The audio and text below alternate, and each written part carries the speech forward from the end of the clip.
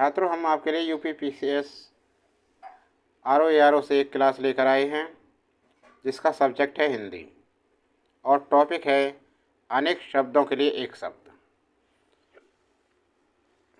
Video पर आगे बढ़ने से पहले जिसने हमारा चैनल अभी तक सब्सक्राइब नहीं किया, चैनल पर नए हैं तो वो चैनल को सब्सक्राइब कर लें और वीडियो के अंत में कमेंट करके ज़रूर बताएं वीडियो आपके लिए कैसी लगी। वीडियो को लाइक करें। आज का पहला प्रश्न आपके सामने है, देखिए। खाद्य सामग्री जो यात्रा के समय रास्ते में उपयोग के लिए दी जाती है। क स्वप्नाहार, ख पथ्य, ग पाथ्य, घ उपाहार। तो इसमें से कौन सा है आपका आंसर सही?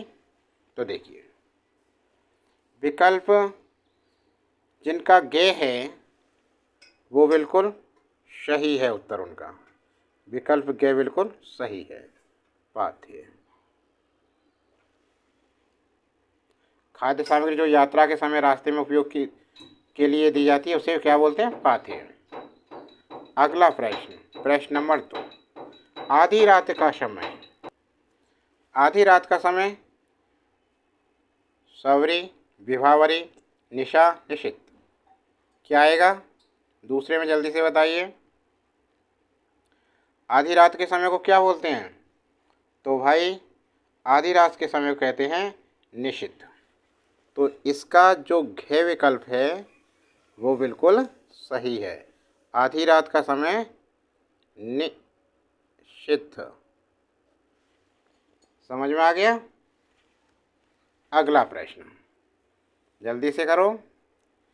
जिसके पास कुछ न हो उसके लिए उपयुक्त शब्द क्या है? जिसके पास कुछ न हो उसके लिए उपयुक्त शब्द है अभावग्रस्त, किंचन, दीनहीन, महादीन।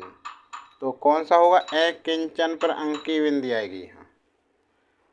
तो जिसके पास कुछ न हो उसे बोलते हैं अकिंचन। क्या बोलते हैं? अकिंचन। अर्थात विकल्प ख बिल्कुल सही आंसर है इसका। अकिंचन हो गया। तीसरा क्वेश्चन हो गया। अब चौथे क्वेश्चन। जिसे बुलाया न गया हो। जिसे बुलाया न गया हो वाक्य के लिए प्रयुक्त होने वाला शब्द क्या है? अतिथि, अभ्यागत, अनाहुत, रिश्तेदार। जल्दी से बताइए इसे आंसर। जिसे बुलाया ना गया हो उसे कहते हैं अनाहुत। क्या कहते हैं? अनाहुत। तो हमारा विकल्प ग बिल्कुल सही आंसर है, अनाहुत। ठीक है। अगला प्रश्न। मोक्ष की इच्छा रखने वाला वाक्यांश के लिए उपयुक्त शब्द है योगी, मुक्तिगामी, मुमुक्षु, तपस्वी। मोक्ष की इच्छा रखने वाला कौन होता है? तो ये होता है मुमुक्षु। अर्थात विकल्प ग इसका बिल्कुल सही आंसर है। विकल्प ग, मुमुक्षु। ठीक है। अगले प्रश्न पर चलते हैं।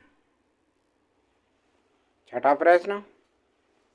रंगमंच के पर्दे के पीछे का स्थान कहा जाता है? 4 विकल्प दे रखे हैं। तो रंगमंच के पर्दे पर पीछे के स्थान को क्या कहते हैं? पृष्ठभूमि, नेपथ्य, मंच पृष्ठ, गुहा मंच। तो जल्दी से बताइए इसका आंसर क्या होगा? तो रंगमंच के पर्दे के पीछे के स्थान को क्या बोलते हैं भाई? ये होता है नेपथ्य। तो विकल्प ख बिल्कुल सही है इसका, नेपथ्य।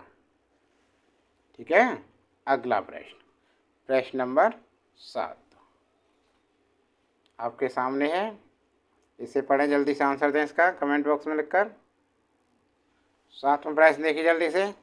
हवन में जलाने वाली लकड़ी के लिए शुद्ध शब्द है हवन सामग्री, वन काष्ठ, शुष्क काष्ठ, समिधा। तो क्या है, इसे बोलते हैं समिधा। आपने सुना होगा जब घर में कथा होती है तो कहते हैं ना समिधा लाओ, तो वही है, ठीक है ना। हवन में जलाने वाली लकड़ी को क्या बोलते हैं, समिधा। तो विकल्प घ बिल्कुल सही है, समिधा। ठीक, अगला देखिए प्रश्न नंबर 8।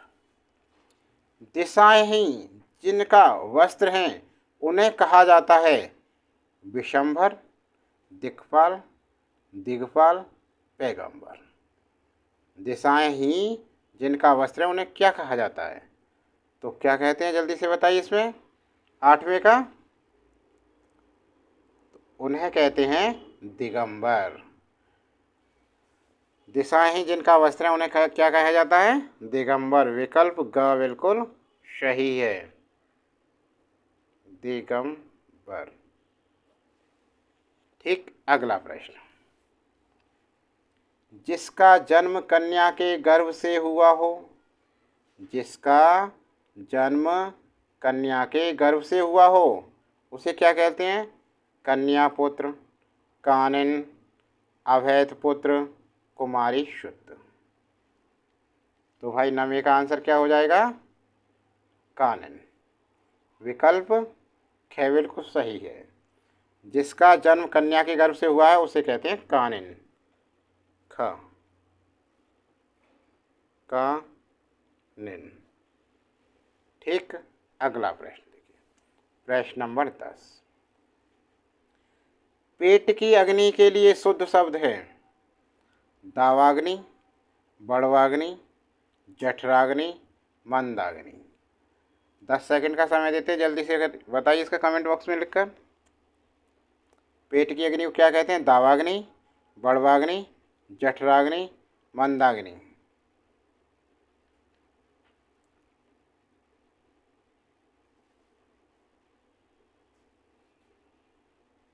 तो 10वें का आंसर हो गया जठराग्नि। जठर ग्रंथि से उत्पन्न होने वाली पेट की अग्नि में क्या होती है, जठराग्नि। तो विकल्प गैस का बिल्कुल सही आंसर है, जठराग्नि। सही है। अगला देखो प्रश्न नंबर 11। जो हमेशा रहने वाला है उसको कहते हैं शाश्वत, अनवरत, अप्रतिहत, आजीवक। तो क्या कहते हैं, 11वें का आंसर क्या हुआ, जो हमेशा रहने वाला है उसको क्या कहते हैं, शाश्वत कहते हैं, शाश्वत सत्य है। तो विकल्प क बिल्कुल सही है, ठीक है ना।